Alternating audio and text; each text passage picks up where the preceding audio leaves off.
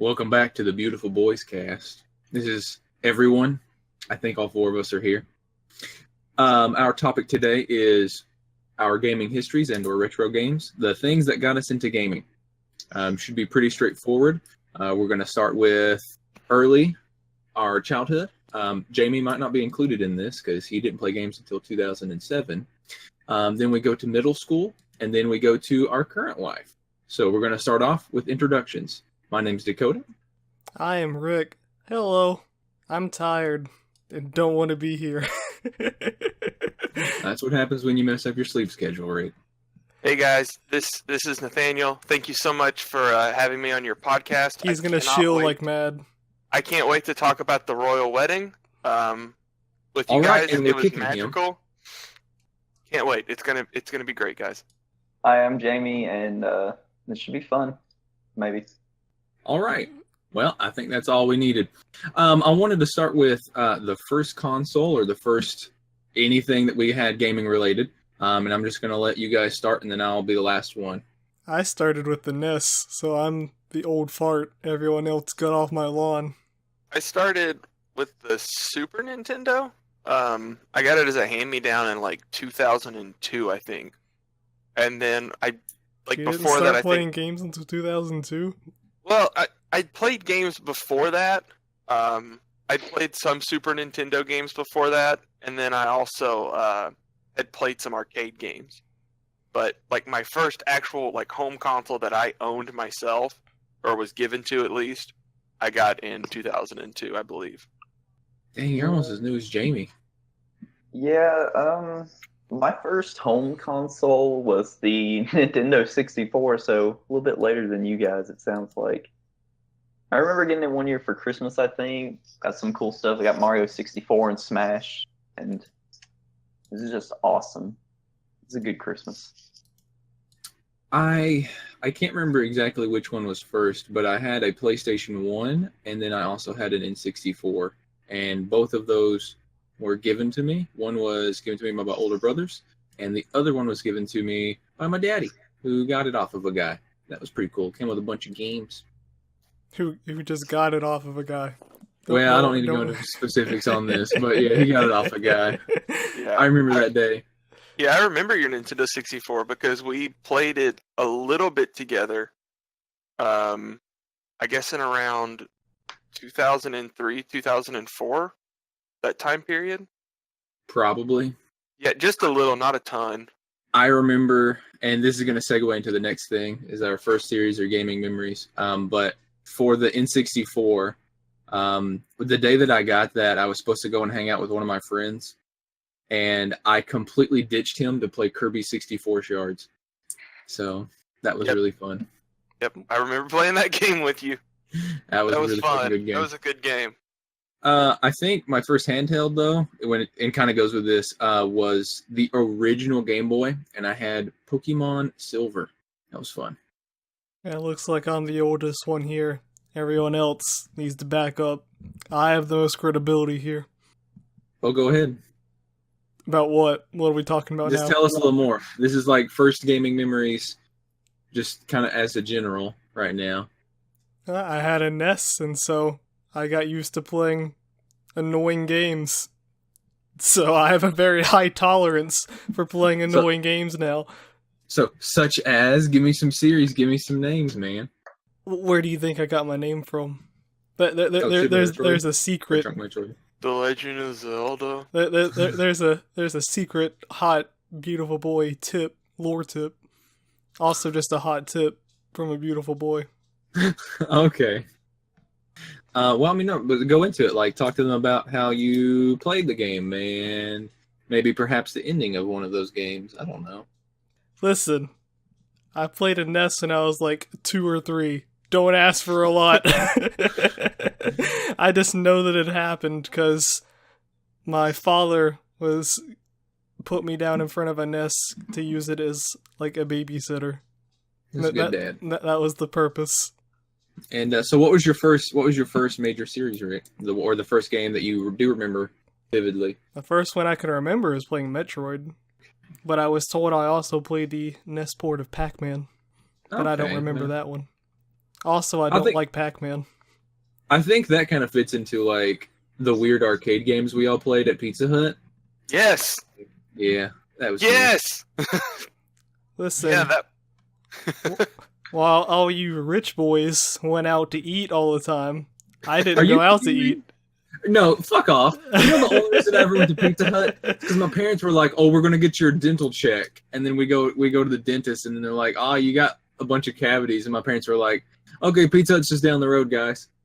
And then I went to Pizza Hut and I played Galaga with the quarters that I stole.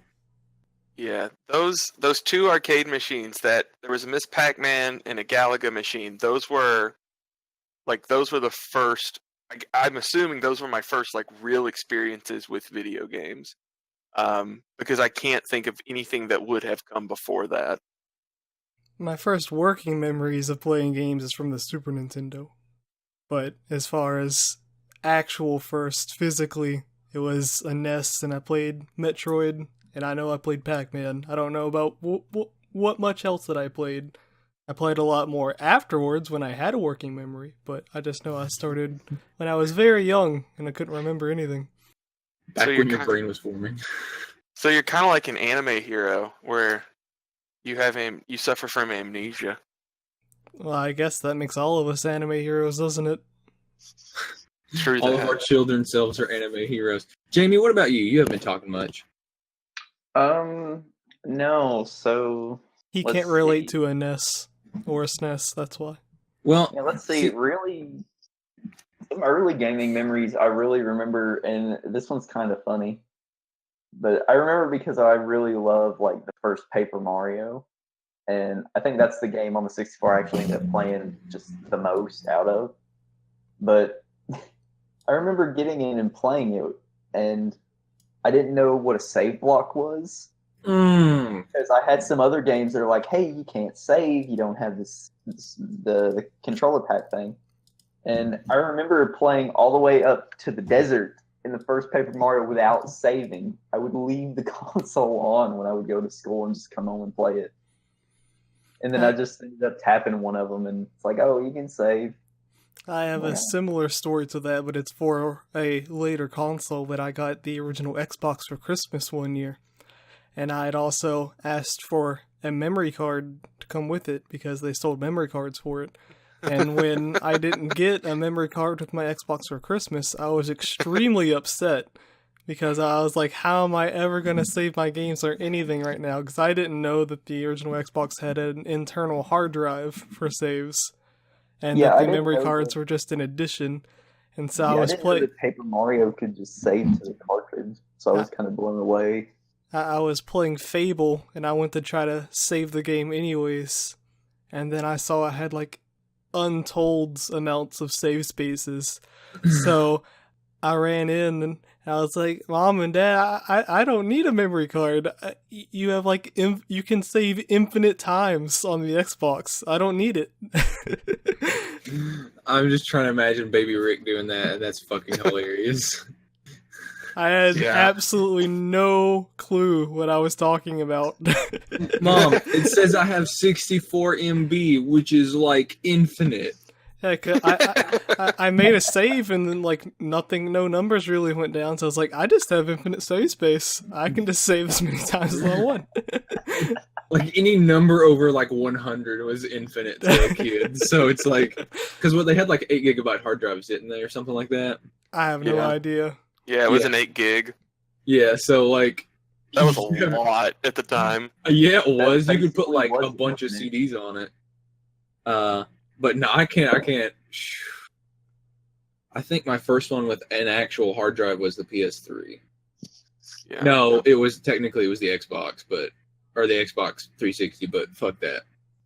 No, I had a And, similar issue with my GameCube where I bought it and I didn't have a Oh. memory card. So I think you got the GameCube before I did, and Yeah. that was one of the first things that I had to have, because I was like, no, I have to be able to save. Yeah, I got the GameCube in like the very beginning of 2005, and I got a memory card like a week later. So I just kept playing like random Pokemon battles in Pokemon Coliseum because I couldn't save the game, so I couldn't play it. I remember playing very vividly on my GameCube, and I don't remember when I got it, but I think I got the silver one because you had the purple one, didn't you, Nathaniel? I had a black one. Okay. I think I had the silver one. But I remember very vividly like renting Super Mario Sunshine and Alien Hominoid and playing a little bit of Smash, but that was about it. Yeah. So, quick plug for my new series, The Story of the GameCube. Here You can comes watch the it on shilling. YouTube. But yeah, the GameCube was like my first like new home console. Like I got a Super Nintendo as a hand-me-down, and then I got a Game Boy Advance. But the GameCube was the first one that I got that was like a brand new current generation system. And it was the first one I ever bought with my own money. And I didn't do that again for like a decade. That system holds a lot of memories for me, of course. I mean, I'm doing like an hour-long series on it, for crying out loud. But I remember playing like Pokemon on it. I played Sonic Heroes and Sonic Adventure on it. I got really edgy in late 2005 with Shadow the Hedgehog. Oh God, I remember that. Because I completed that entire game. I got all the endings and everything. Yeah, and you like drew fan fiction of it. Well, I didn't draw fan fiction. I just memorized the lyrics to the opening song. But yeah, I have a lot of good memories with the GameCube from mostly like 2005, 2006, before I got a PS2 and I got a Wii and I got a PS3 and all of that sort of stuff. I adored my GameCube, and this is going to be another hot surprise because I got to play tons of Metroid Prime. No, I'm trying to remember here because I played a shit out of Nintendo 64 because I thought the 64 meant I had 64 games. So all the games I had, I thought everyone had. Yeah, that's about how many games are on the system too. I remember going to Blockbuster. You guys remember Blockbuster? Yeah. And yeah, I would rent. What was that weird chameleon game for the 64? Chameleon game? Yeah, it's what is it? Nathaniel might know. Gex got ported to the 64, didn't it? Yeah, Gex is. I own Gex 3. That's not really a chameleon. That's more of a gecko. Well, No, Gex is different. Chameleon Twist. You would think it's a Chameleon Twist. Is that really a game? Yeah, Chameleon Twist for the 64. That's just as stupid as Glover, dude. Hold on. Glover's fun. not dumb. But I played the shit out of that game. I remember Chameleon Twist, and it was just really strange, and I just kind of loved it. I remember going and renting that like 3 weeks in a row because I just loved it so much. 5.1 from GameSpot.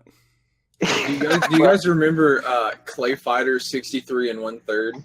Oh my god, I had nightmares because you showed me that game. Yeah, it's a good game. Like, I was actually a little creeped out.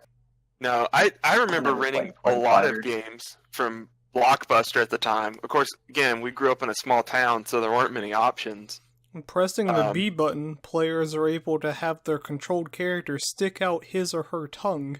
Using the analog stick, players are then able to control the movement of the tongue. Yeah, shut up, it was fun.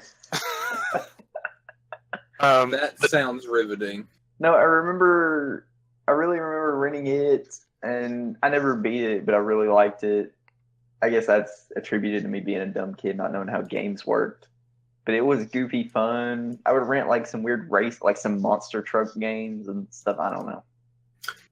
I remember Twisted Metal 4. I played a lot of Twisted Metal as a kid.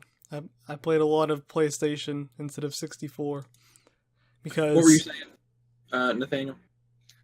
Oh, I was going on about Blockbuster and renting games from it, because I don't know how if everybody rented games from Blockbuster, but I feel like I would rent one at least every couple of months. Especially if I was like going to a friend's house or something, we would rent a new game from Blockbuster and play it. That was actually my introduction to the Metroid series. That's how I rented Metroid Prime and played like a couple of hours before getting stuck, and then didn't really become a fan of the series until I was older. I got my copy of Super Metroid at a pawn shop. That That was the Go on. first Metroid game I consciously got, except I didn't actually consciously get it because I did not. I still didn't know what Metroid was. I had played Metroid that I had found out later from people telling me stories about it, but I wasn't conscious of what it was. The first Metroid game I was actually conscious of was Super Metroid, and how I got it was I was at a pawn shop and I was looking at the games and I saw Super Metroid and I thought the cover art looked cool and I couldn't really read what it said that well. I just saw it was Super M something, so I was like, this must be some kind of Mario game, and it looks awesome. And so I got my copy of Super Metroid from the pawn shop, and then that started me on the path to become who I am today, a drunk Metroid. I still have that copy from the pawn shop. I can't remember which came first, but for Metroid in particular, I think I remember playing Metroid Zero Mission or something on the Game Boy. And then on my GameCube, I had like the demo disc for some kind of Metroid game. I can't remember. It was like Metroid Prime 3 or something. I don't remember. But I played that, and then I was like, that's Metroid, and then I didn't play it anymore. Another early memory I'm kind of really fond of. I did the 64. It was a while before I got a PS2. It was like middle school or like late elementary school or whatever. I got a GBA alongside like the first Mario and Luigi RPG, Superstar Saga. And I remember just being really enamored with that as well. I just thought it was like really charming and wacky. I loved it. For those games, for like that era, because me and Nathaniel played games together. I don't know who the hell you played with, Jamie. And Rick, I guess you had your little brother. I don't know. But for me, Nathaniel, like we played Pokemon every Sunday. Mhm. We'd carry our Game Boys everywhere. I remember very distinctively on the bus rides to school, like I played Pokemon and everything. And I remember in Silver, figuring out how to duplicate Pokemon. So that was pretty cool. I had a bunch of Aerodactyls. I'm also an old fart about Pokemon because I'm the only one here that started with Gen 1. Well, I'm sorry. Mine was stolen from someone that I bought from a guy, I think. I don't remember. I just bought it from a friend, and he was like, hey, I'll give you, give me $60. I'll give you a Pokemon Silver and this really crappy original Game Boy. And I'm like, hell yeah. Yeah, I didn't start playing Pokemon until the Game Boy Advance with Ruby. So I'm a little later to the Pokemon game than you guys. My earliest memory of Pokemon, besides just playing the hell out of Gen 1, was at school. There is a friend that we all have now. His name is Wesley. And Oh, yeah. I remember I traded him for a Mew on my Pokemon Crystal. I don't know how he got the Mew. I'm going to assume he had some kind of Game Shark or something. But I remember he found it. I remember getting a Mew back in elementary school for my Pokemon Crystal. That was the highlight of my life. Oh, I should probably disclaimer that, like, since I've been playing video games, I've always used cheats. Yes. Because I had, like, every hacking device possible. I would go and buy those like cheat code books. Oh my god, dude. Yeah, I was the kid that you came to you came to at playground or recess, and you were like, man, trade me some Pokemon, and I want like a level 52 Charizard. And I'm like, yeah, cool. Let me just use all my rare candies. I had a Game Genie for the Super Nintendo, but I didn't know what it was or how it worked. And so I would put it on there, and then I would have like a letter selector, and I would just put in a bunch of random hexadecimal, and then I would just start the game. And that's all I did, because I had no idea what it was or what it did, so I would just punch in numbers and then play the game. Did things ever change for you? Like, did you ever get any right? Not that I remember. Okay, because I think it'd be really fucking funny if you came in and like everything was a different color and you had like infinite lives and you were like, how'd I do that? Cause I don't even know how I got it. Like I'm gonna guess it was something that my older half brother had just given to me or something. Cause I had no idea what it was or what it did. All I knew is that when I put a game on it, it booted up to this other screen that I could punch in a bunch of letters on, and so I would just do that. Jamie, do you have any more stories about friends or cheating devices, anything like that? No, not really played with friends, but I played with my cousin Dylan a lot. We would play Smash Brothers, and he had, I forget what game he had. I always I really wanted it, but I just never bought it. It was like some multiplayer. It was like some weird game. I don't know. Like the That's best really game all I've ever, got. Super Mario Sunshine. It's the best game ever. Yeah, I feel like at least with my early days in gaming, if it wasn't something that was related to something that I was like watching on TV, so like an anime fighter or Pokemon or some sort of other licensed game, that most of the time I was being introduced to games by my friends.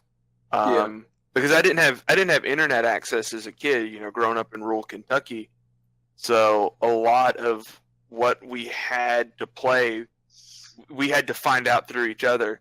And I feel like, when people talk about like the 90s or the late 80s, whenever they were discovering games, I feel like that's kind of what me and my friends were doing back in elementary school.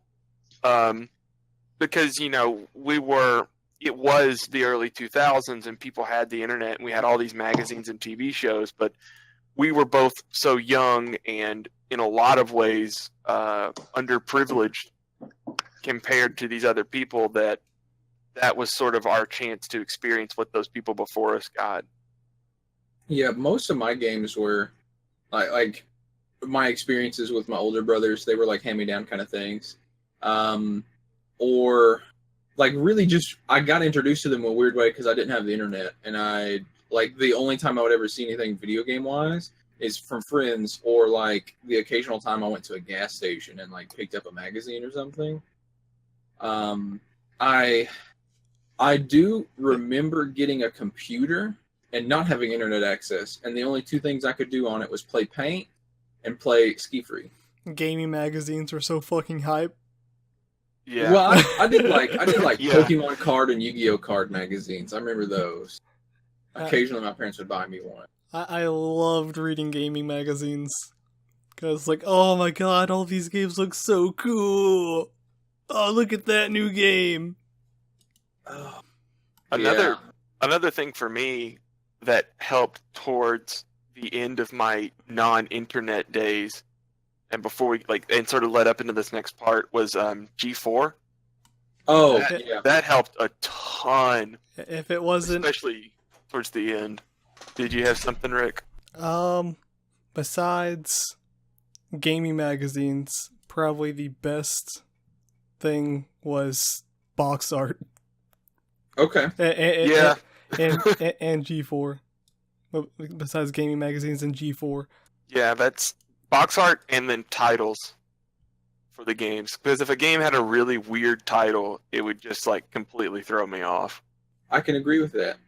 I remember seeing, because I never really played Legend of Zelda, but then one of my friends got it, and we stayed up all night playing on Epona and just doing random shit because no kid knows how to beat Legend of Zelda. Jamie, do you have anything regarding gaming magazines or G4 or how you picked out your games to play? Not really. I mean, I watched G4, of course, but so I would kind of pay attention to that. But usually, I'm a little kid. I'd mainly buy games based on how cool the cover art was. I think that's why I bought Metroid Fusion on GBA. It just looked cool. I loved Cinematech on G4. That was the best show in the world. Yeah, G4 is very much a part of my preteen years, and I think that really influenced how I sort of perceived not only video games but also in a sense comedy as well, because that was just That was like the very beginning of like that absurdist humor movement.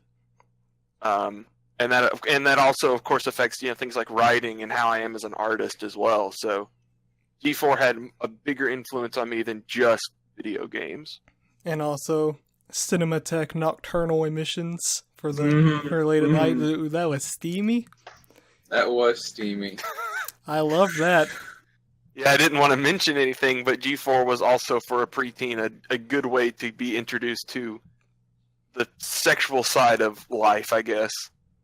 I remember Yeah. seeing In Dead the or most softcore porn way possible. I In remember the- seeing Dead or Alive Extreme trailers on Let me- Nocturnal Emissions. Let me tell you about Dead or Alive Extreme 3 for the Xbox 360, boys. I played that game a lot. I figured out that you could turn your age to 99, and their titties jiggled a lot. But anyway, Yeah, that's from the actual original Dead or Alive. Is that there's in the options, there's an option that just asks for your age, and the age is the value it uses for the breast physics, like severity. And the older you made yourself, the more wobbly they got. for that game, literally all I did, and that's a little bit later, but for that game, all I did was played casino, and then tried to get cool clothes. Cool clothes. Yeah. Well, for early stuff, kind of like pre-middle school, we're talking like barely able to talk, can't even walk right stuff. Do you guys think we're covered? Yeah, I think so for the most part. Yeah, I think so. I was always covered when I watched Nocturnal Emissions. Okay, so next part, and this is kind of the part where at least me, Rick, and Nathaniel kind of met. Jamie didn't come in until kind of the later end of this time frame, but this involves middle school and high school. So we got some big things, I think, that really affected us. But going from elementary school into middle school, how did our gaming landscapes change? For one, I knew what the hell I was doing. Yeah. Yeah, that's a big one. That's a big one. The internet came around because you, Nathaniel, you ended up getting the internet from your neighbors. Yeah, in middle school, I started bumming Wi-Fi. Oh off yeah, my you neighbors. used your Wii to use the web browser from your neighbor, Yeah, didn't I you? started doing that. God, that would have been around maybe 2000 and it'd been 2007, I think. No, 2000 that would have been around 2008, late 2007, 2008. I would have been doing that. For our area, I had the internet very early. I had it. I'm gonna guess I had it earlier than everyone else here. 'Cause I had it like extremely early, like back when Pokemon Crystal was relevant. I was on the internet. Yeah. Oh, You that's had way internet earlier than before us. I did. Yeah. Now I had like a computer and stuff, but I didn't have internet. I don't think I really ended up getting internet until 3rd or 4th grade. And I remember it specifically because I was playing Pokemon Crystal and I really wanted a Celebi. And I remember reading a cheat that if you bred an Alakazam with a Meganium, it would make a Celebi. And I was like, that makes perfect sense. It's grass and psychic. So Oh my God. And I was so let down when the egg never came. That's what I was like one of my Well- defining early internet memories. But Rick, you still have the game. Why don't you go and try and do it? It maybe just takes a long, long time. Yeah, maybe there's an egg waiting for me now. Pray to the Poke Gods that'll happen. But I mean, it makes sense. It's Alakazam is psychic, Meganium is grass, Celebi is grass psychic. I mean, You have a psychic fucking vine plant. I'm gonna make somehow a time traveling egg-headed motherfucker. Anyway, for me, I can't remember exactly when I got a PC that could do anything. Scratch that. I never got a PC that could do anything. But I remember playing like Age of Empires and stuff. This is when I started PC gaming. I played Age of Empires and Age of Mythology. Was really big into that. I think I had the DS too. I played a lot of PC games growing up too. I played a lot of original Half-Life, and I played some Quake and stuff, and I played a bunch of classic PC games growing up, because there were also games that my PC could run. Yeah, my PC couldn't do that, and then we know about that a little bit later on, towards like 9th grade, 10th grade year. I remember. Go on. No, well, when we tried to play Diablo. Oh yeah. So. He would play Diablo 2 and go down to 0 FPS. Speaking of Diablo 2, that was a very major game for me. I played nothing but Diablo 2 for months and months and months and months, never ending. I played so much Diablo 2. And surprisingly, one PC game I didn't get into back then was WoW. I never played vanilla WoW. I didn't start playing WoW until Burning Crusade, or maybe it was Wrath, I can't remember. But I started around that time. I didn't stick to it, but that was like the first time I played it.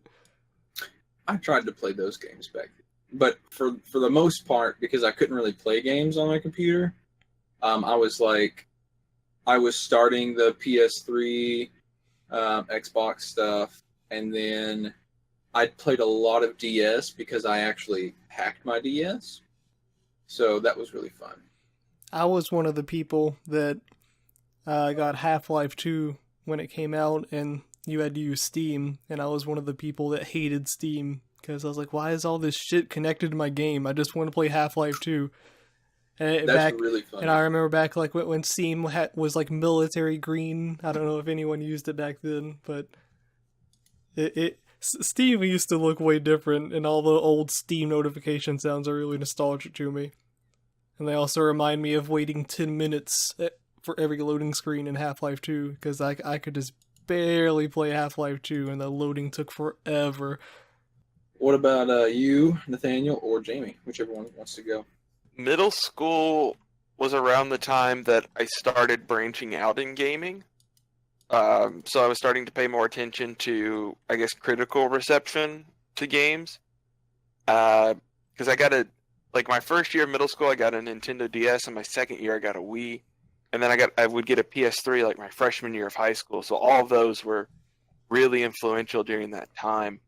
But that was sort of the era where I quit playing games based so much on licensed products, trying out things like Super Mario Galaxy, or getting into the Legend of Zelda series. I also recall getting Contra 4 during that time frame, and then really also at that time sort of being able to finally play mature rated games because my parents would let me get them, and that sort of opened the gates for like everything that I had missed over like 2 decades worth of gaming at that point.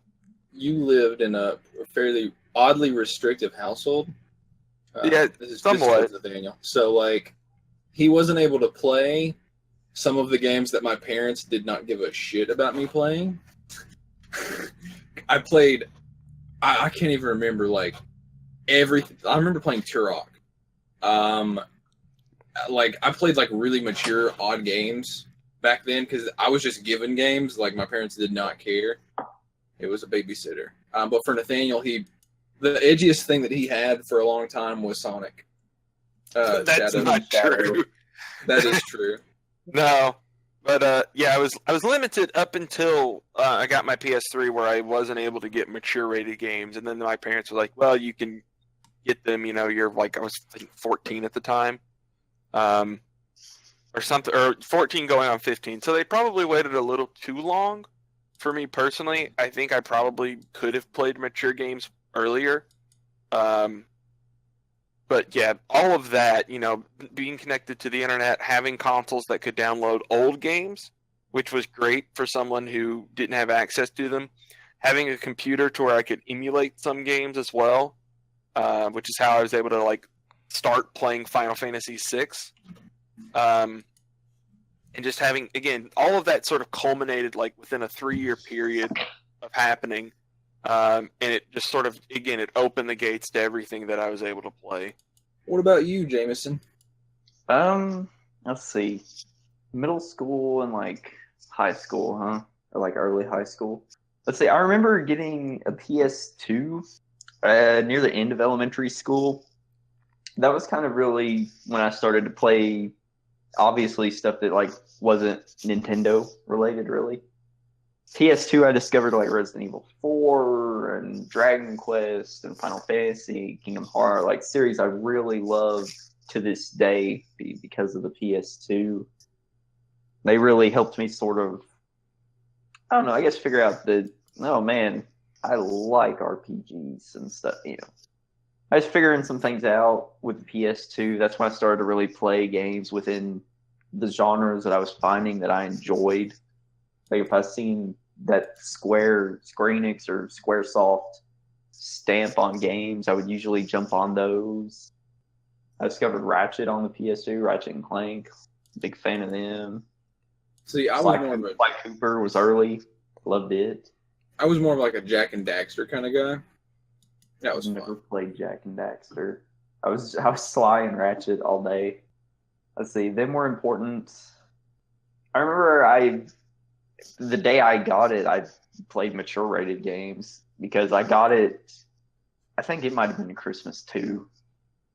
Just a lot of Christmas with me, but I ended up getting it with the Prince of Persia, the second one in the Sands of Time trilogy that Ubisoft did.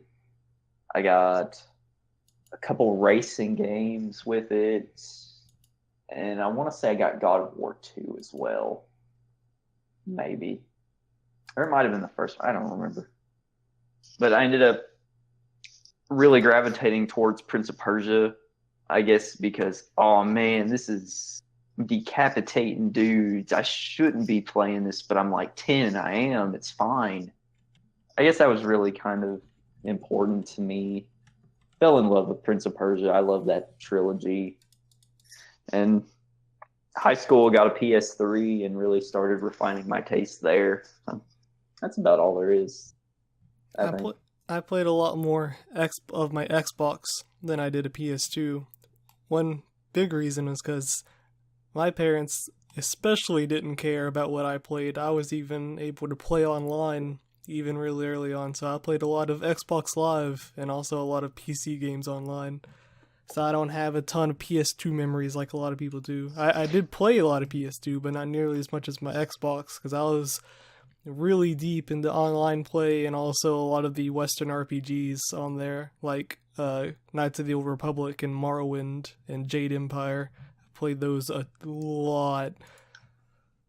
You know, I'll also kind of say for middle school into like early high school, it was kind of sad seeing the downfall of G4, watching that just slow decline. Mm-hmm.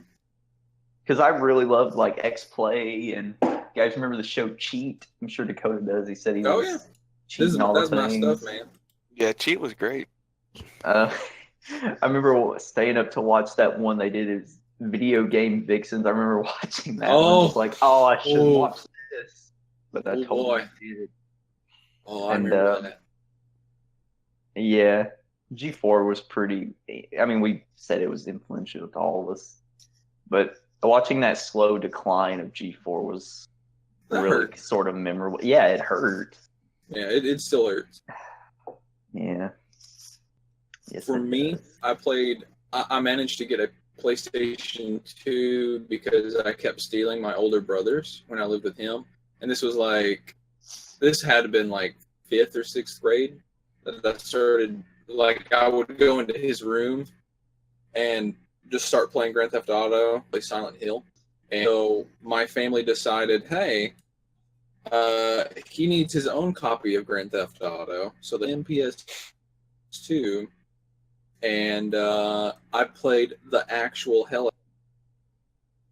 This is Grand Theft Auto San Andreas, for clarification. Mm. So you could say that I'm woke.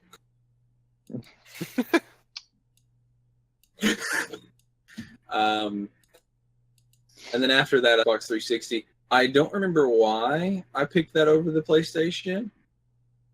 I really can't remember why.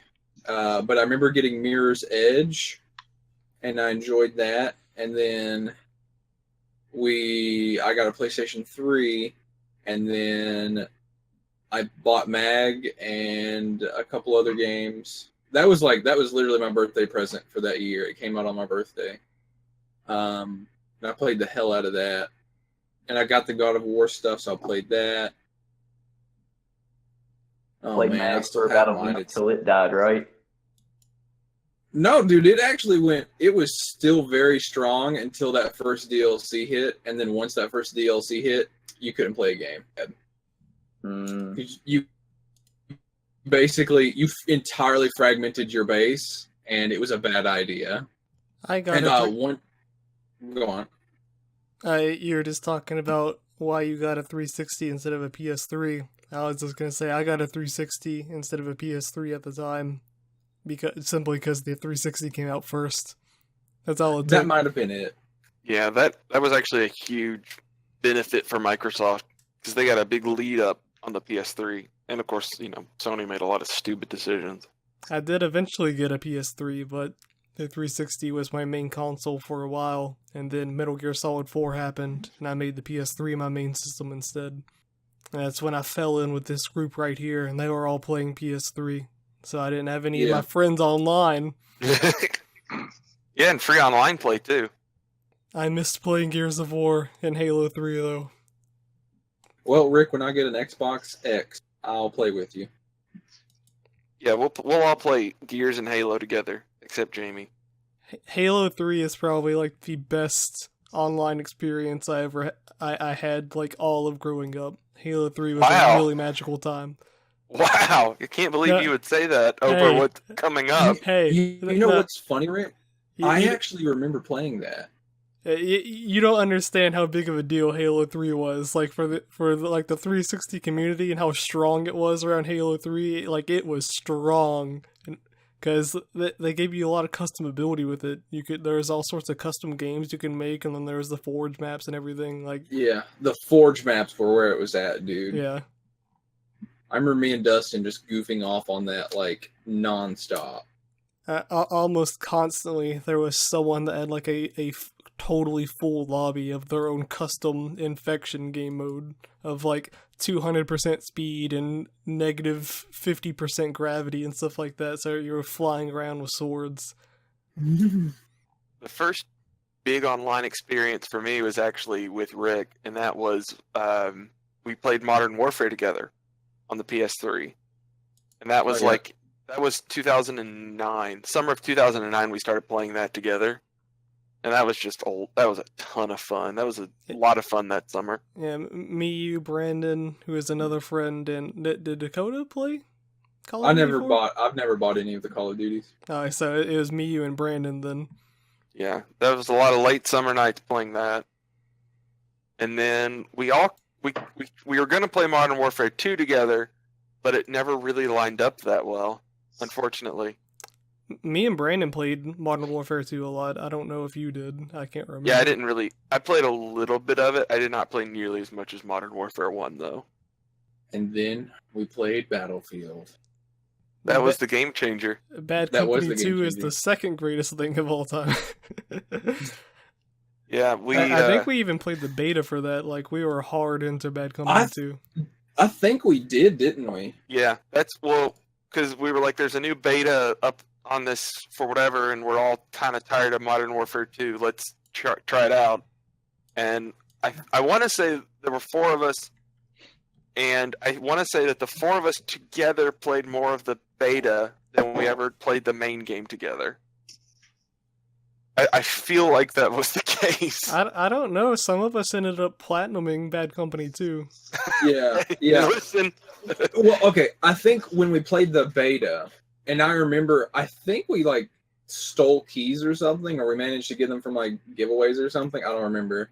I think it was just an open beta. Or like a really long open beta, like a couple of weeks. In any case, I remember us all getting in there, and I think that was the reason that made me get it, because I didn't play Modern Warfare with you guys. And then we all played that, and I think we ended up playing more of the actual game itself than of the beta, because we wrecked shit, and I think at least me and Rick platinumed it. I think Brandon might have as well. I almost did, but I did not platinum it. You didn't? Okay, I remember. I never got the trophy to kill people by making buildings fall down on them. Yeah, that one was which is really painful. odd. Yeah, that was like the last one you guys got, and I never got that one. Yeah, I ended up platinuming it, and then after that, I actually stopped playing. Yeah. So that was kind of weird that I did that, but yeah, there were lots of great memories with that game, and Jamie wasn't there. Yeah. Well, that's what makes it great. So That was before I met you guys. Yeah, so- Jamie That's comes in soon. He's not too far along after that. Okay, so speaking of games that probably changed the way that we played games, are there any other, like, I know Nathaniel, specifically for Nathaniel, I'm sure there were some specifics that that changed the way that you felt how games should be or how they were. Yeah, that was more so. I mean, that was around the same time, because Bad Company 2 came out in 2010, and that's whenever I officially sort of start my game collecting habit. And I started buying games, and I basically I tried to start consuming as many classic games as possible. So from basically around the middle of 2010 up until right before I went to college in 2012, I played so many classic games, and most of my like favorite games were played during that time. Like if I look at my top 20 games of all time or my top 50 or whatever, I would say a solid 50% of them I played during those experiences. And probably the biggest game that changed my perception of video games was Shadow of the Colossus. Because that's a game that made me realize that this is an art form that is unlike anything else. See, So. I came to that conclusion when I watched Nocturnal Emission, but that's just me. But that was a big one for me. Okami was one that I really enjoyed. The Uncharted trilogy was really good during that time period. The Metroid games. Another big one that sort of changed my life was Metal Gear Solid 3. Yeah, that one was big for me. Yeah, and I played that one right after I graduated high school, so that was a really weird. That was a different time in my life, as I was kind of growing up and becoming an adult. And playing that one, that was like the first game I think where the entire time I was like, this if any part of this changed, it would be worse. Yeah. And that was like that's the first game that I can honestly say that like I didn't just tear up, like I actually wept. Because that's an emotional game, and it's both Shadow and Metal Gear Solid 3 are both very much a part of my being now. And I don't know if you guys feel the same way about that as I do, where you played those games during your sort of transformative teenage years. But those definitely changed me, like personally, in how I view video games and how I view art. For me, and of course, I was always a big fan of like anime and that kind of stuff because we got like all the TV channels, so I watched like everything I could get my hands on. But coming into like the early PS3 stuff is when I started getting like really, really weeby, like more weeby than I am now. And that's kind of set me on a really weird like Japanophile tract in life, I guess, but I love it. So I was a big fan of RPGs and like just really obscure nerdy shit. Because like some of the games that I would buy, like no one ever heard of, or they were really, really crappy. So, Well, nothing's changed in that respect. hey, no, I mean I'm still gonna give it to you. Neptunia sucks dick. I'm sorry.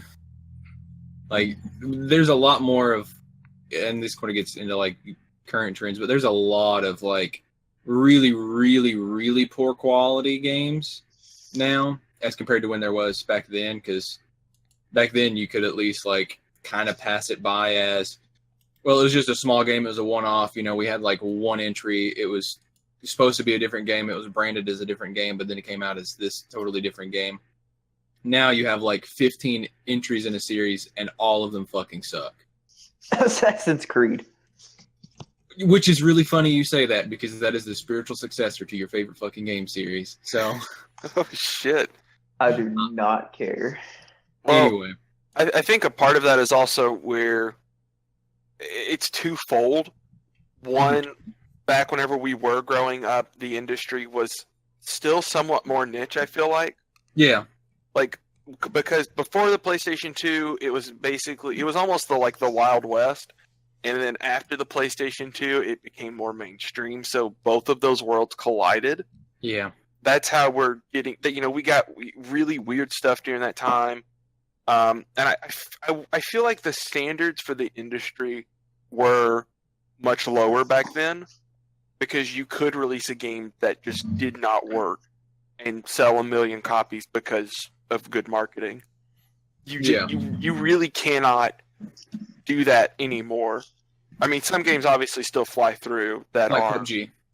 Well, I was thinking Battlefront 2, 2017. Oh, well, that too. Okay, you Um, mean it that way, not in like a buggy mess that's unable to be played on every system and kind of is the same repetitive game and Well, very in both toxic. Anyway, both of those aspects, where Yeah. you have a game that is either is so buggy that it doesn't work, because we really don't see that anymore, or an aspect of where there's just fatal design flaws that no longer work. And that's twofold. For one, because we're much more connected, I think, and you're less likely to pick up a bad game on day one and know nothing about it. But I also think, especially for our group, our tastes have evolved, Mhm. and we're less tolerant of bad design. Yeah.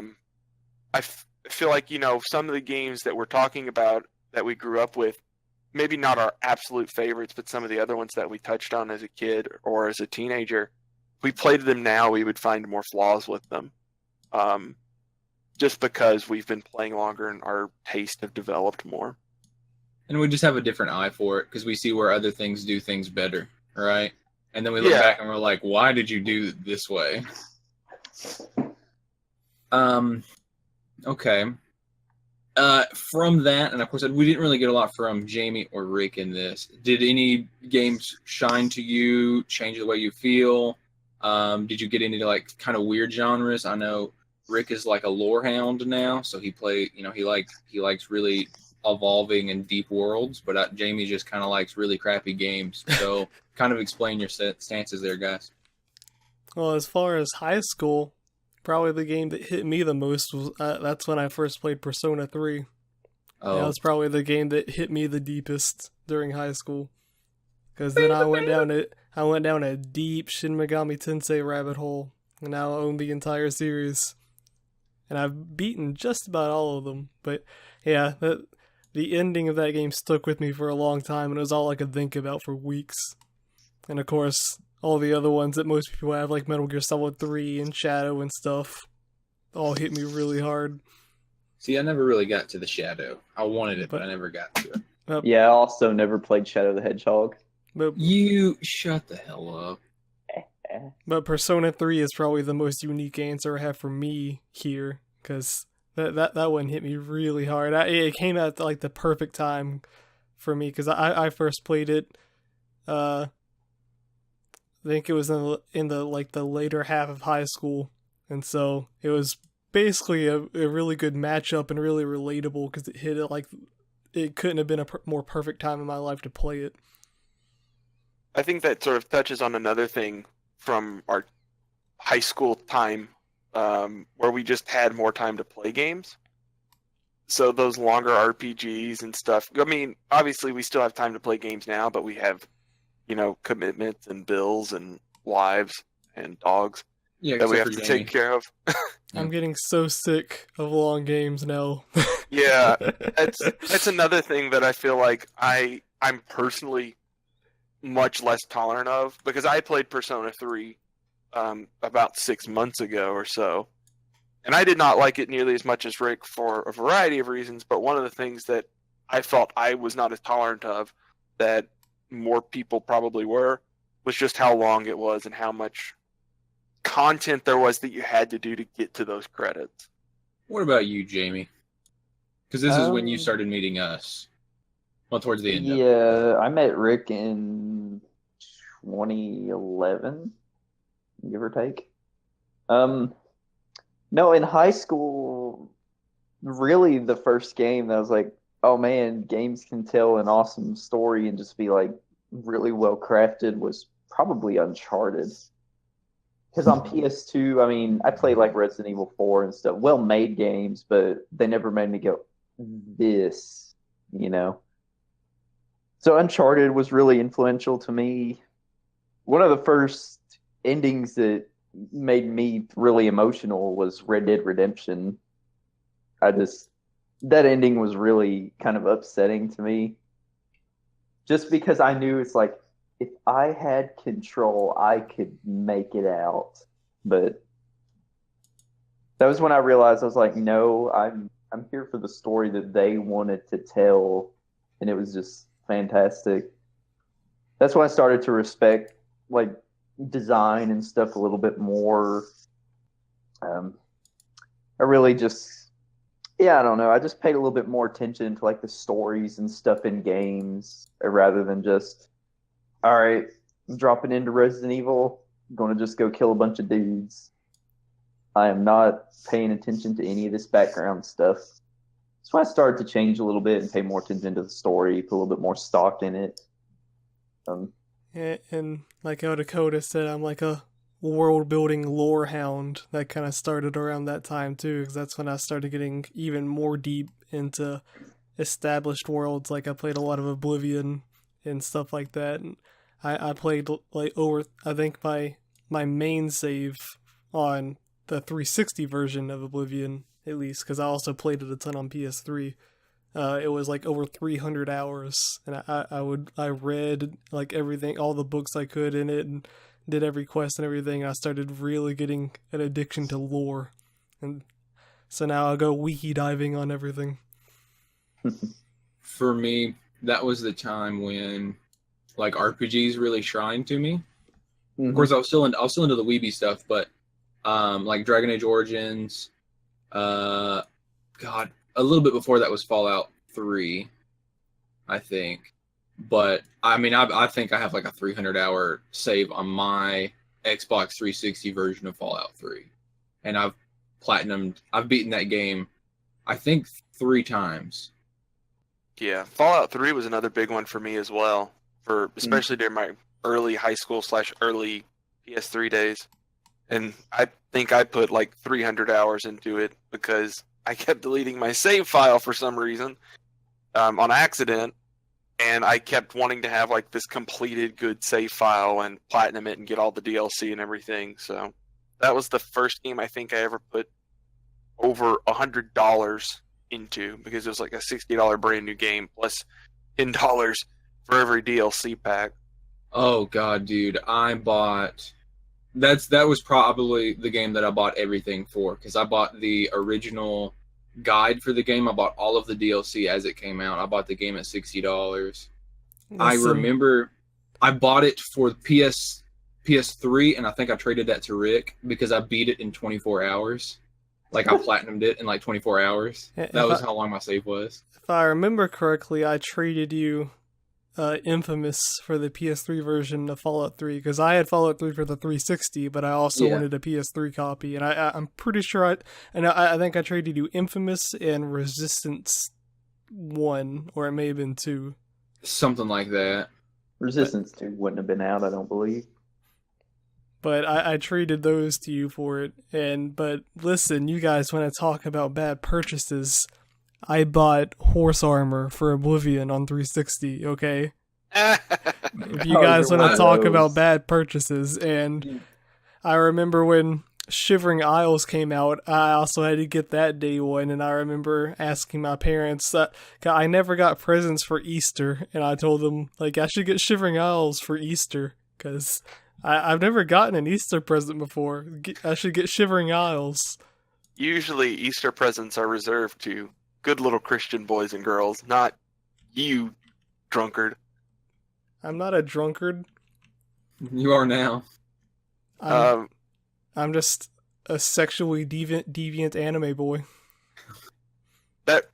whenever you mentioned the presents, that reminded me of a story. I think it was, oh God, maybe around 2010 for your birthday, because you had some people over and I was there, and you got some games, and one of them was Heavy Rain. Oh yeah.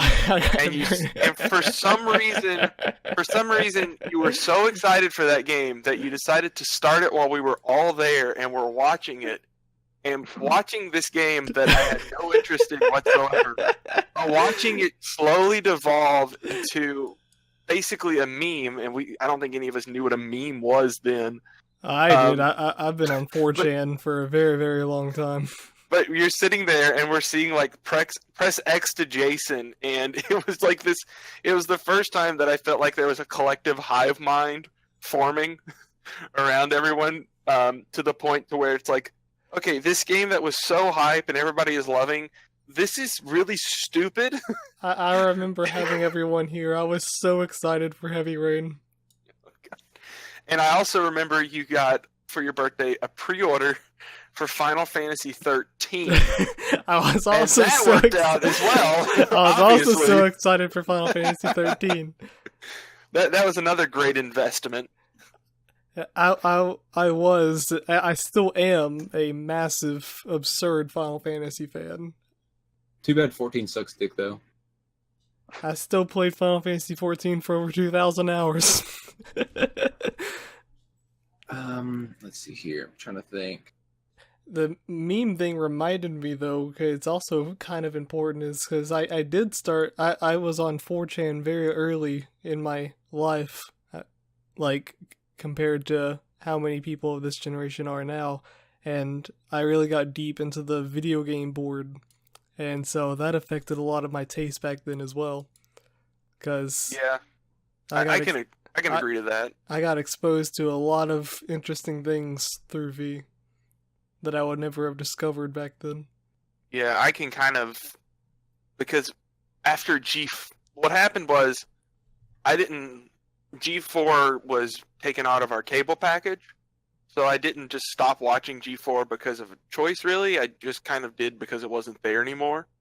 So I had to rely on the internet full time for my information, and I can sort of piece out now, at least in my memories. Like, I remember going to IGN and I was big in Kotaku for a while, because I remember posting and being part of the Talk Amongst Yourselves community before they actually split that off into its own thing.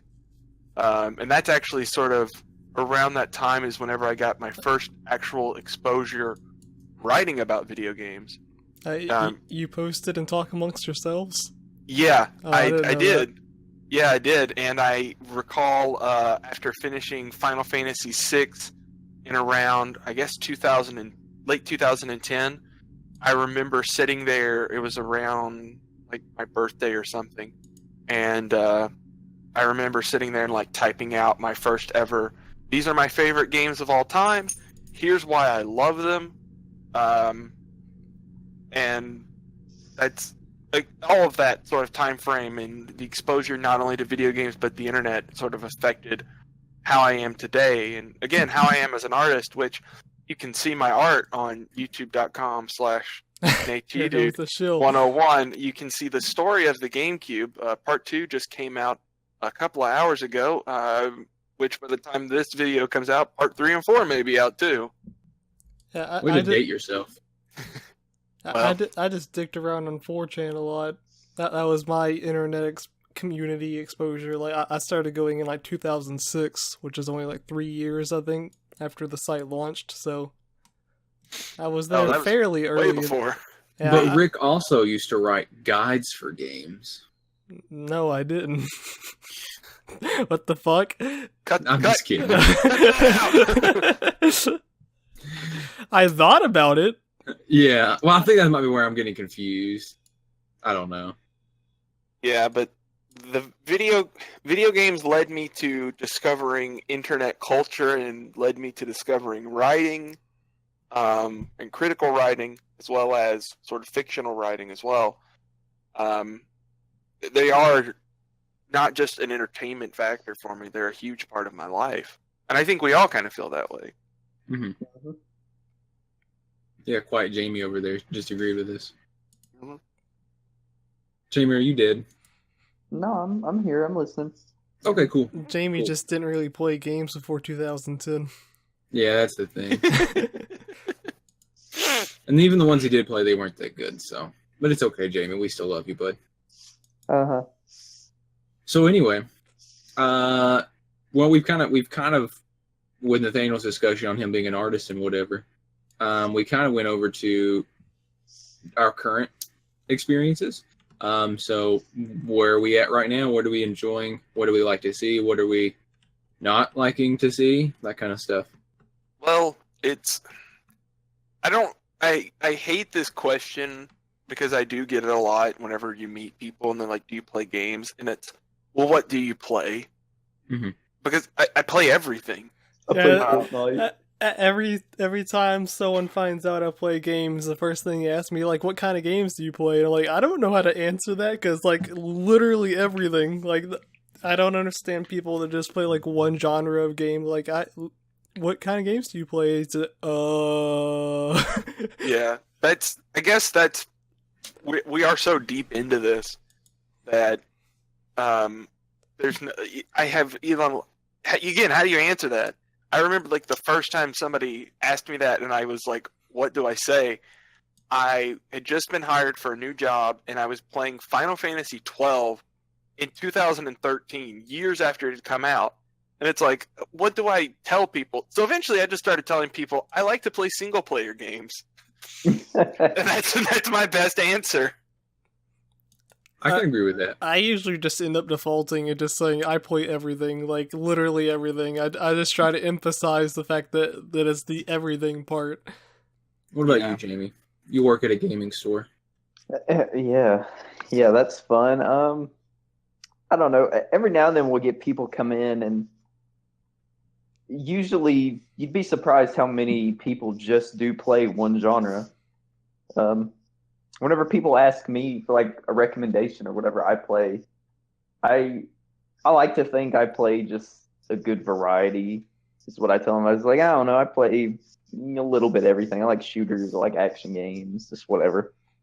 I still kind of, my tastes haven't really changed. I think I really enjoy horror games a lot more. I'm still big into my shooters. Like I said, action games. Love RPGs, JRPGs. I'll play just about anything except like rhythm, fighting, or like puzzle games, really. Just about anything except these three widely beloved genres. Yeah, well, no, they're garbage genres is what they are. Yeah, for me, everything literally means everything. In fact, I'm one of those wacko people that I think genres are mostly useless for my video games when it comes to me. Yeah, they but definitely I'm insane. can be.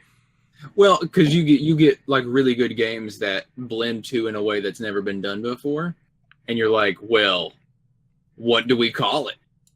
Yeah. Well, you get like core ideas with them, right? Like an RPG. It's a role-playing game. It's a game where you pretend to be someone else. Okay, that kind of makes sense. But then you're like, any narrative game would fit that, but not really, because you don't get that customization that's traditionally with that group, that kind of thing. It's more of like an association thing at this point with like mechanics. Yeah. To me, it's just like, I don't like genres because like people say like, hey, this isn't a very good RPG or something like that, and it's just like, I don't judge it based on the genre. It's like I'm more concerned about what it's trying to do regardless of its genre. We're introducing RPG elements to Madden this year. You're a little late on that one. So that's one thing that I feel like I almost now treat games like whenever I sit down, I have to like set aside time to do it as an adult. So it's like, okay, I have a day off. I have to do this, and this, and then I can sit down and play my game. And I can play. This is how many hours a week I can sort of play a game. Here's what games I want to play. That could just be me because I have OCD, like That is actual totally OCD. Um, but planning out games and playing them and everything is, for me, something I enjoy doing now because I've collected so many games over the years that I need to eventually hit them, because if I only play brand new games, I'm missing out on so many classic titles. Yeah, I'm missing out on Like Dark tons of Watch. history. Yeah, like something like stupid as shit like Dark Watch. Very good Halo clone with some really cringeworthy stuff going on. I mean, that was just a fun little couple of sessions that I had recently. yeah. I like I use like a loose plan to try to figure out what I want to play, but the difference with me is that I fucking hate planning out trying to decide what to play because I suffer from extreme decision paralysis every time I try to decide what game to play, and especially when I start feeling a bit more jaded. Like right now, I've dropped like 6 games in like the past 3 days. I'm not satisfied with anything I play right now. It's so frustrating. Yeah, that's another problem I think adulthood has brought on. It's like I'm less likely to tolerate something if it has something that is just not working. So like I really want to get into the Ace Combat games, for instance, and I've played all of the ones that I own. And like stylistically they're great, they look fantastic, but whenever I actually sit down and play it, I'm like, well, I'm bored. I'd rather play anything else similar to this right now. What about you, Jamie? Oh, yeah. I don't really find myself dropping a lot of games or anything like that, but I definitely am a little bit more, I guess, time critical of what I'm playing. I don't plan my stuff out to the point that Nathaniel does. And I was like, okay, I'm playing this 1 or 2 game right now, like a console game, like a 3DS game or whatever. It's like I'll play these 2, and then maybe I'll get to that one. I don't know. I don't really have a set order. I just kind of go with what I'm feeling like. I've not been playing as much multiplayer stuff anymore, so I can kind of manage time a little better. I don't feel like I have to commit to playing, oh, I'm playing Destiny 2 again, stuff like that. I don't know. For me, I basically don't finish games. We know. I will get really excited for a game. I can enjoy the game, love it, and play it for like 4 days straight, and then just completely forget that it exists, and then be like, oh, I never finished that game. And then when I come back to it, I'm like, I don't remember what was happening here, so I guess I'm never going to finish it. Like, it has taken me months to get through some games that I really, really enjoy and I really love playing. It's just I never think to play them until it's too late. And then I'm like, man, I got to go to bed, or I got something else to do, or I can't do that today. Kind of way with me in books too, but I don't know. There's a lot of games that I want to play, and there's a lot of games that have been super interesting and I've really enjoyed. And there's a lot of games I'm looking forward to. I mean, I've got a lot of games pre-ordered right now, and I don't know. For some reason, I can't get myself to stick to playing them all the way through. And if I do, I just completely forget about it once I do finish it. I feel like I've had a similar issue, and this has only kind of cropped up like in the last year, where I feel like there's too many things I want to do. Yeah. Used to it was there's too many games I have to play. And then I figured out like, well, I can play games in this amount of time and do all of this. But now it's like, okay, I want to play this game, I want to watch this TV show, I want to read this article, this book, this manga, whatever. I want to go see this movie in theaters. I feel like we live in this like renaissance of entertainment. Yeah. And it's like, it's crazy how much good stuff there is out there. And it's almost sad how I feel like I just don't have enough time for all of it anymore. It's an overload of options, and like Rick was saying, it's like a decision paralysis, but his is like medically there. Ours is like mentally there. But yeah, but I mean, even then, it's still like a struggle. It's like I feel like even if you exclude anything that came out like past this last year, I still feel like there's too much new stuff coming out in just entertainment alone There's, Yeah. in order to consume it all. There's too much, and it's all too fucking long. Yeah. They expect a lot of Like, investment. it's really hard for people like us, because, like, we're really in deep, and we want to play, like, all of it, but a lot of stuff is designed to where it's, like, for the people that, like, buy just a few games or watch a few shows a year or whatever, and so that, like, they'll play that one game for months, and it's just like, we're playing, like, 5 games a month, and, like, oh, it's so hard. They're so long. They're not made for people that just want to go through all these different games. They're made for one person to sit and play, like, all year. Well, I guess that gets into like industry trends and stuff that we can talk about. You know, we could mention a little bit of like the battle royale, the whatever-esque games that are popular, right? Because we see a lot of clones or a lot of similar clones, or things like software as a service, games as a service, right? Where you get what could have been, for example, Battlefront, right? What could have been a really good single-player game and an enjoyable multiplayer game that doesn't have much activity is now turned into like dog shit that people don't want and is basically already dead after a year, right? Because people are like, well, I'm not going to invest time in it anymore. I have 100 other games that are asking for equal amounts of attention, and you're not giving me the experience I want, so I'm going to go to somewhere else. I think that's kind of like a fundamental problem with like the games as service. With every game, almost every game being designed as that, and you've only got so much like clout with your consumers, or so much of the market share that you want to do, and you just want to keep people playing. With every game trying to do that, a lot of stuff's going to begin to suffer in quality. Well, that's pretty much been a big problem, because people don't want engagement like that. Mm-mm. I mean, and I like this game. Just look at Final Fantasy 15. They keep updating it, which is great, but they just announced another year of DLC for it that's, from the sound, not even going to be canon.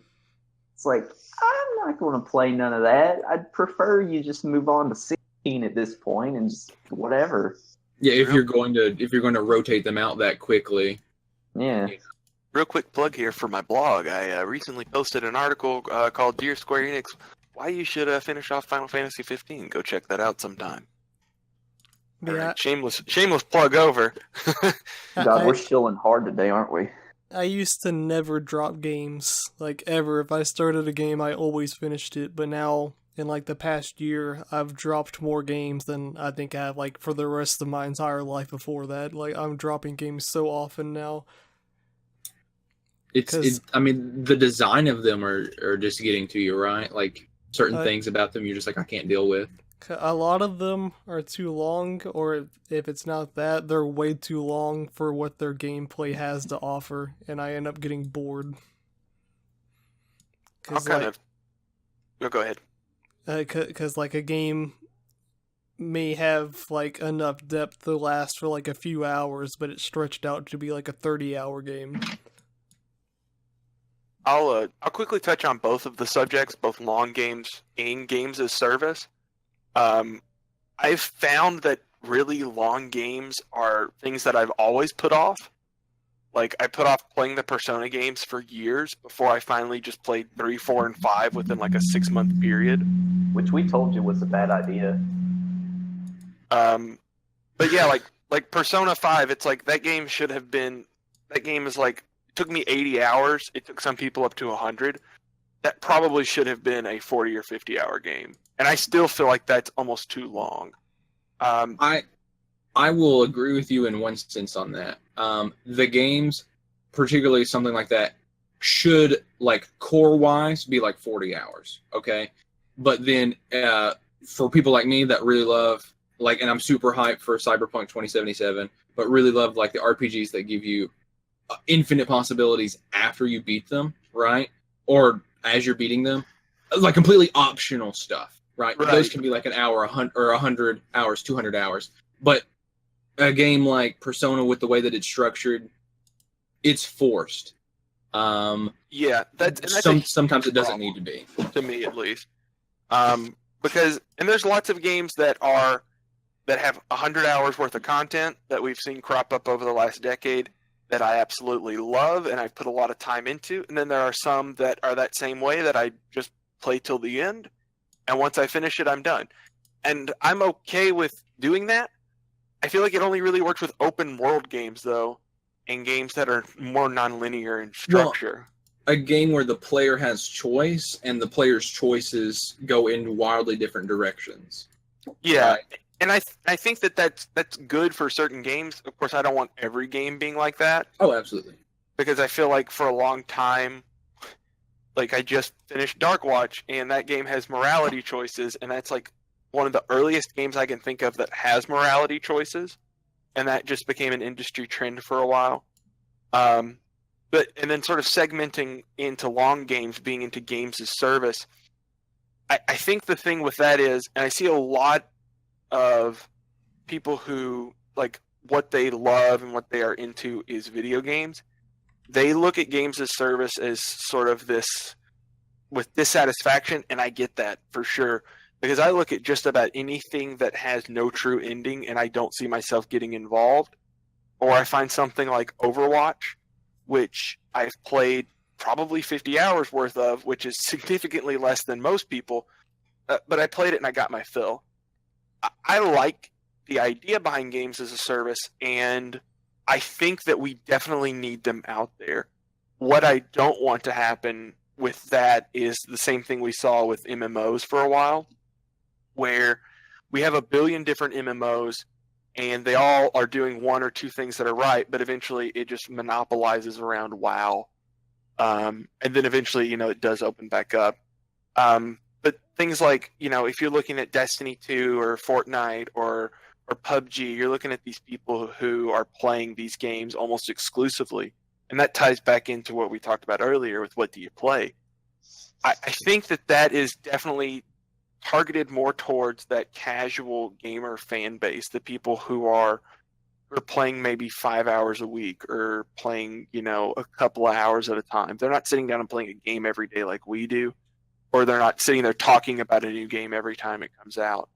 I think the best example for that is like the people who go and see like a new movie once a summer or something like that, where they're not into the industry, they're just sort of skimming the top, and that's I think where those games are catering towards, and I'm okay with them being there so long as they're bringing new people into gaming, because I think that is an excellent opportunity to bring more people in and to make more people hardcore gamers and to really bring new voices into what is a very young entertainment industry.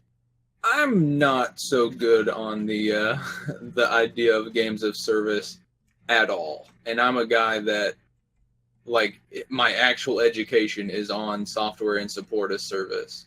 I do not like it, just period. The idea of, and it's really weird because I like MMOs, but I expect an MMO to die. Like I want it to die, and that's different than an MMO is different than something like Destiny 2. And I know people are going to be like, "Oh, role-playing games, whatever." I don't care. For Destiny 2, that thing is built to phase out. It's built to be grindy. It's built to do whatever. MMOs sometimes can be grindy, but you can come in, get your fill, come back later, and enjoy a certain amount of freedom with that. Games of a service, though, for example, like for Fortnite or something, it's awesome that people are into it, but you also have to think that people are coming into it thinking that this is an industry standard and it needs to be a standard. And that's a big problem when you have an influx of people coming in all saying, I want more games like this. And then you get where it kind of snowballs, right? Where people start saying, well, that's the standard. We need to have more of it. Let's do more of it this way, right? The argument of like the single player is dead, right? I don't think that's really the case, but because people aren't able to play single player anymore, companies don't want to support single player. You like there's no money in it, in the sense of, well, why would we do that when we have this huge influx of people into our multiplayer games? And that's where we need to invest. And we can invest in the little amounts too, because remember, these games as a service, aren't like every week you aren't getting a new storyline, you aren't getting, all this content. You're getting this new event, and it's a small event, but you have to come in and play because you have to get these certain things because you need these to progress to the next area, that kind of thing. It's very menial, it's very tedious, it's very manipulative almost. It is. I mean, 100% is entirely manipulative. It is to make you stay and spend more money. And if you wanted to do games as a service, you need to have those exactly away from it. But you, of course, you're not breaking in $2 billion in loot boxes because of that. So, what was or is a fledgling industry is becoming very inflated, and very quickly turning its head. And that's what I don't like about games as a service or software as a service. Yeah, I understand that, and I mean, this is getting a little off topic and everything, but I feel like one thing that we need to sort of focus on, and I've been going on about this since the loot box controversy with Battlefront 2, is that like we need to, of course, get rid of bad design in general from all games. So like grindy stuff, I think needs to be gone because grinding is just so useless no matter what game it's in. But it makes money, and that's the problem. Yeah, well, I mean, it comes down, I think, to people see grinding almost as more playtime, and they can say, whatever. And of course, it does make more money in the games as service sense. But my big thing with games as service is just being a part of the industry. Is while we are bringing in new people, I also think that those people are still going to discover new games, because whenever I started playing games, I didn't immediately gravitate towards the creme de la creme. It took me a while to get there. I was playing, licensed fighters and Pokemon and things like that. It took me a while, but eventually I did it. And if it hadn't been for those games, I don't know if I would have become a gamer or if I would have become the person I am, in that sense. But I do agree with you that we definitely need to at least fight for better industry practices in those certain aspects, especially regarding microtransactions and paid services for things that probably shouldn't be paid services. Online. Yeah, pretty much. But I think a great example of something that I consider to be a games as service is something like Overwatch. It's not perfect in everything that it does, but I do think that that's a good example of a game that it's constantly being updated. It's one that is not going to ask any more from you than that $60 price tag, at least in my opinion, because I don't see any of that. The loot box stuff is absolutely necessary to enjoy Overwatch. But again, continuing the industry forward in that regard for those types of games, I think that that's a good practice. And one thing that, and the segment to where we were talking about before, for the other games, the games that I love to play, those single player titles, moving forward with that, I really think that trying to bring more people in while keeping those core ideas in place, that's sort of our next step in that direction. And we've seen stuff like Microsoft's new accessibility controller. That's a fantastic thing. Yeah, that blows my mind. I would have, 5 years ago, I would have never even dreamed that would come. And I think eventually our idea behind video games should be the same idea we have behind something like books or movies or music, to where it's accessible enough for anyone to come in and play and enjoy with relatively no experience, but still deep enough to where the most hardcore of hardcore like us can sit there and mule over it and create a podcast or a 6-part miniseries on why we love this really stupid industry. Yeah, I'd agree with that. What about you, Rick? What about me? What about you? I guess your thoughts on what? current industry trends would be the correct question. Rick likes Far Cry clones. No, I don't. I didn't even like Horizon. But I don't really have anything new to add about games as a service. It's just I'm getting sick of games being so long is my thing, really. Yeah, I've got one that. Oh, I'm sorry, Rick. I was just gonna say that one thing that I've thought about doing that I should try to implement is stopping looking up how long games are, and try going about it like that and see if that changes anything. Because that's one of the first.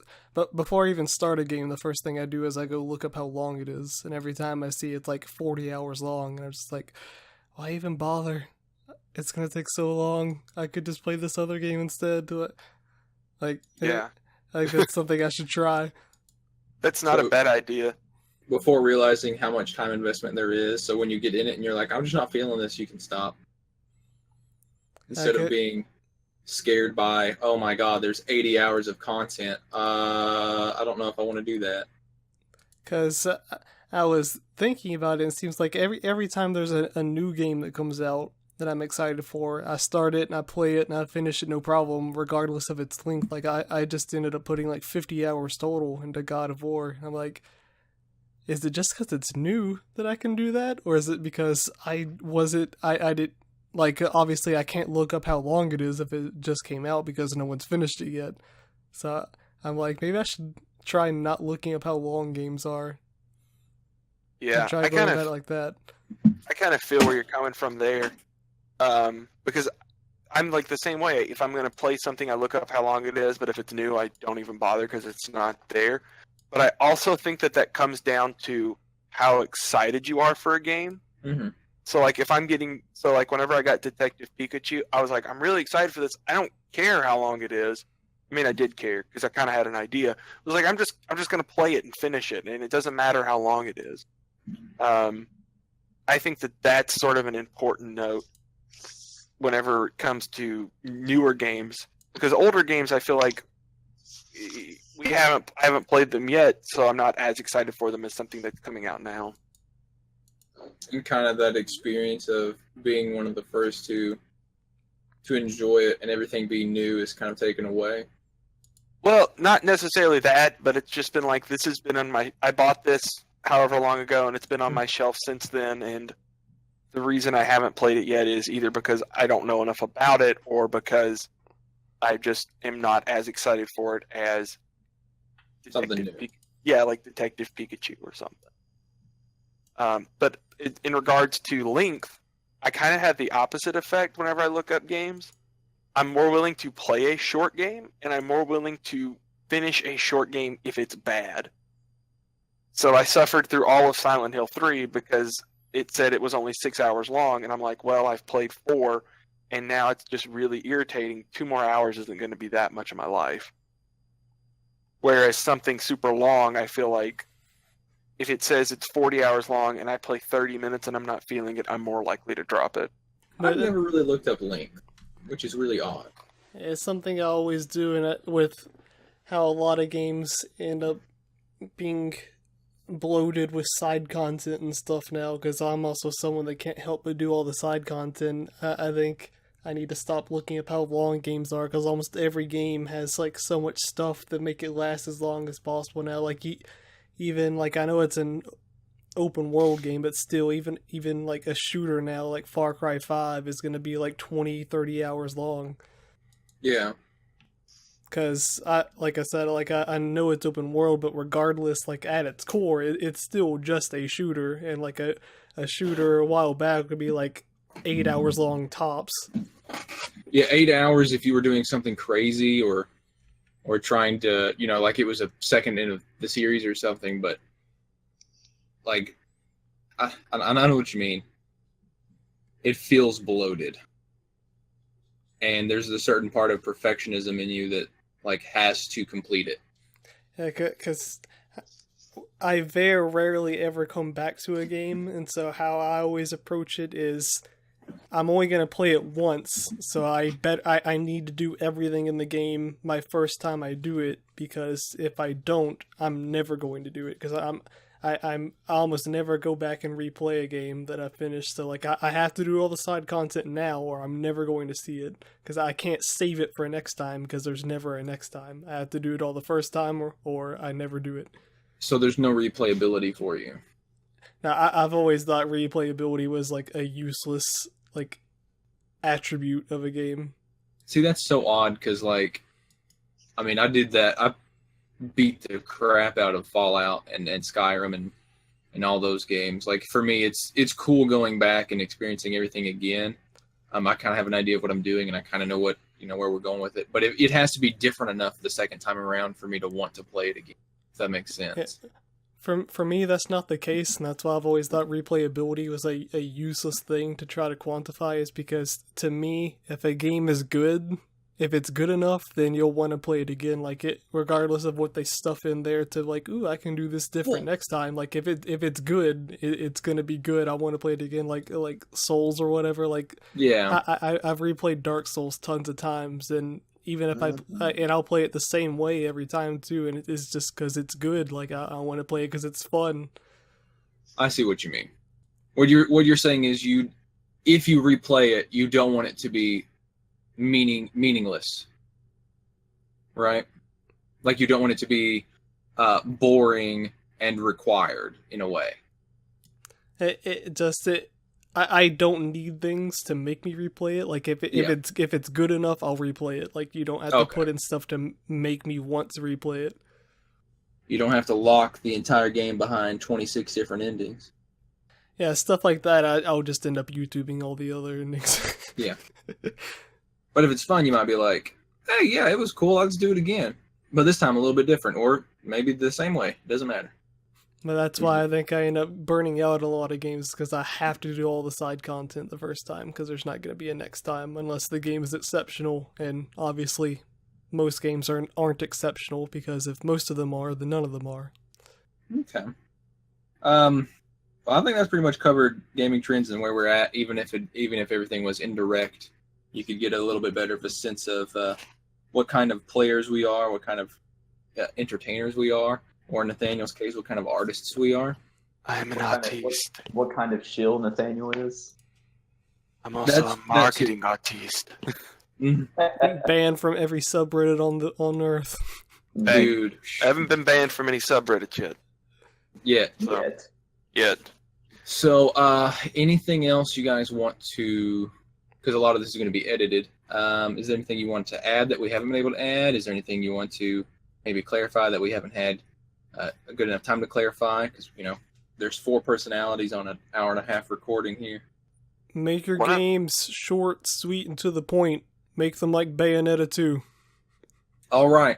I'll go with that one. I'll vouch with that. and Cyberpunk 2077 is going to be balling, and I'm probably going to play that like 4 times. Like, make your game as long as it needs to be and no longer. Thanks. That's my PSA. One of the things that, and this is like a more positive note, I think, one of the things that I've grown to enjoy more are more 3D platformers as I've gotten older. Like, I played them as a kid, but now that I'm older, I feel like I'm drawn to those titles more and more. And that kind of goes into like what Rick was saying, because none of them are like going to take me 20 hours to beat the story mode or whatever. Yeah, I was literally just about to add on and say I think that's one reason why platformers are so nice to play, is because they're almost never any longer than they need to be. And the extra content is entirely optional. Yeah. Right? You don't have to collect everything to complete it. Yeah. That's one. Both 2D and 3D platformers are something that I really enjoyed, especially back whenever I had a Wii U and I didn't have my PS4 yet. I played a lot of 2D platformers on that. Last year was a great year for 3D platformers.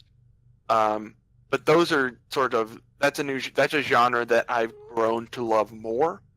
A genre that I actually probably like it less than I used to, though, are shooters now, because I feel like most shooters they're still relying on a lot of those same mechanics from the beginning of the 7th generation. And outside of the ones that just have like really good stories or really interesting level design, or where just the combat is nice and fluid in something like Halo, for instance, I feel like that's a genre that I have grown to play less. I don't necessarily enjoy it less, but I feel like I don't play shooters as much as I used to. I can agree with that. I don't really play shooters in general. But what about you, James? Quit making games long. Super long. I don't really have much more to say. I don't know. I guess one thing I kind of wanted to mention during my high school gaming experience was when I met Rick. I remember watching him play Persona 3 on the PSP one day, and I was just so intrigued by it. And Rick's the reason I like Persona and SMT games. I showed Persona hard to anyone that would listen. You still do. True, we did. Well, I think Jamie, I can feel the rest of your comment. Make more goat moms. Jamie likes goat moms. I can't really think of anything else. He's getting deep into Undertale right now. Finally, he's really getting deep in there, Rick. Rick, he's getting deep. He's trying to get deep in there. God damn it! After all this time. But I didn't mean it like that. We didn't mention any like indie games, but that is those are games that I actually really like because they are typically shorter as well. Well, here's the thing that I'll 100% segue from that and say yes, I love indie games because they are different. Yeah. Like there's no need for fluff. There's no need for that the problems I see, right? And you will enjoy them a lot better too because they're amateur and they're doing things differently than the experts. I like indie games because they're almost always only as long as they need to be. Whether that's just because they can't afford to add any more to it or not, that's usually how it goes. Or they're not jaded enough to try and do something super big and fall flat, because then they never get finished. Like, no indie game is ever going to have 300 side quests. I think indie games they're not quite there yet, but they do, design-wise, they're probably more similar to what we grew up with in the PS2 era and everything. Well, the people that are making them are the people that were kids when this was going on, Yeah, like that too. Yeah. So and I think we're starting to see more and more games that are closer to that mindset because somebody else said this, but I agreed with it heavily. Where something like Nier Automata, however you say it, I don't know. It was like a PS2 game for the modern era, and I completely agree with that. Just because just because of everything, the way that game was made and everything, it feels like a game that from that older mindset, Yeah. And I think because I'm very positive towards the industry, but I think that eventually we are going to get closer, at least, to having both that great design from that era, the great design from all these other eras, just to make just really fantastic games. So I'm very hopeful for the future of gaming. I just hope to God that they don't do all digital. Just let me keep my physical games, dude. Please. What do you guys think? Is that it? Nothing else? Why didn't you guys play Radical Heights? It was a good game. Oh, fuck off. No, that's because the Battle Royale genre is not that interesting. Cliffy B, why'd you leave Epic? You shouldn't have left Epic. I want Battle Royales to die. Is that nice, or is that mean, or I don't know. I want them to improve. But I don't know. It's just for now it'll get better eventually. They're not going to improve right now because they're making too much money, and that's the thing I don't like about that. I want PUBG to finally ban China already. Well, Rick, as long as they're making money, that's not one of their design philosophies. So sorry. Well, I think it was a pretty good one. Just to wrap up, covered quite a bit. Really, the whole point of this Boycast was to explain more about us as individuals rather than us and our opinions on kind of standard new current stuff. Of course, we did touch on that a little bit because things have changed since the last time we recorded one. A lot of stuff has come out, and we've had time to digest those things. But like I said, the point of this was to get an idea of everyone that's here. So, but like I said, my name's Dakota. I was the weeb guy. I played really, really weird games as a kid. Still play really weird games now. We've got Rick, the lore hound, the guy that thought that Samus was a weenie toting gun blasting man instead of a girl. I did think Samus was a guy when I was a kid, and that specifically. In this one final random note, this is an example of America's sexism at work. And that I saw what was a woman on screen in Super Metroid doing very impressive things, and I told my brother, and I was just a little kid at the time, I didn't know any better, and I was like, he was like, Samus could be a girl, and I was like, you think a girl could do all this? And I started doing all her moves and stuff, like, no, see, that's America's sexism at work, implanting itself upon a young mind. I can just see Rick doing the space jump in his brother's bedroom. We also had Nathaniel, or Nat Dude 101, who is an artist and game collector. And then we have Furbait Vita Apologist, or Jamie, that one, who didn't really get into gaming until we made him get into gaming. So that was really cool. Yeah, I didn't play games before 2012. Oh, guys, the Vita didn't actually fail. Actually. The Vita didn't fail. It had games I liked on it. That were then ported. And side note, stick around for about 2 weeks and we'll have a Vita episode maybe. Okay. I don't know. The GameCube didn't fail. And you can catch episode 1 of Story of the GameCube only on youtube.com/NATDude101. Episode 2 is the GameCube didn't fail. And